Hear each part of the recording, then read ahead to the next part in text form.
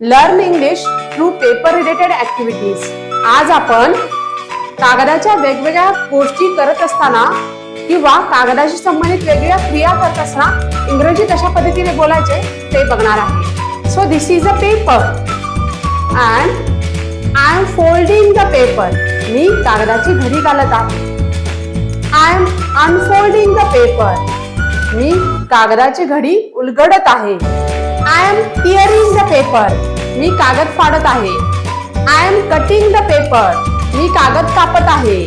I am rolling the paper. मी कागद गुंडाळत आहे. I am writing on the paper. मी कागदावर लिहित आहे. I am drawing on the paper. मी कागदावर चित्र रेखाटत आहे. I am crumpling the paper. मी कागद चुरगाळत आहे. I am throwing the paper. मी कागद फेकत आहे. I am stapling the paper. मी कागदाला स्टेपल करत आहे.